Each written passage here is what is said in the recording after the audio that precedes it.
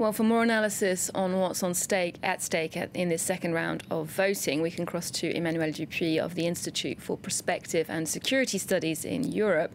Emmanuel, thanks for joining us. Now, turnout was a little higher than usual in Sunday's election, despite the fact that many polling stations in the north and the centre of the country couldn't open due to violent incidents. Does that suggest this vote wasn't as free and as fair as it could have been? Well, we have to assess that the fact that the Malians went to vote is a happy surprise.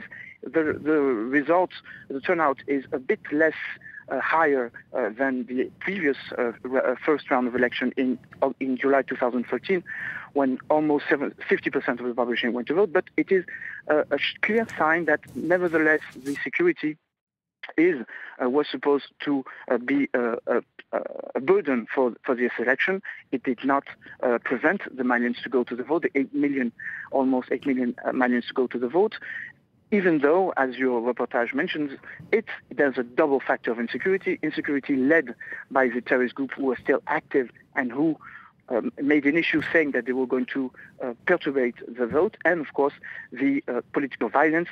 We know that almost 650 police stations could not open on behalf of that. And of course, now we have to assess the fact that the second term, 12th of August, may be as well burdened or put in jeopardy by the security issue. Now, Ibrahim Boubacar Keita is hoping for another 5-year term, and Soumaïla Cissé has also been eyeing the presidency since last time around. These are relatively well-known names in Mali. How do their policies compare to each other, and what are they offering the Malian people, respectively? Well, they know each other very well, as Soumaïla Cissé was minister in the cabinet of Ibrahim Boubacar Keita. Both represent two political positions. One is more liberal, which is the case of Soumaïla Cissé and his party Union for the Republic and Democracy, and the other, Ibrahim Boubacar Keita, is clearly a more progressist as a socialist, as he belongs to the International Socialist Organization with his party Rassemblement for Mali. Both candidates are pushing very hard on the security issue, and of course each of the 24 candidates put that at the top of its agenda. But there is a slight difference between the two.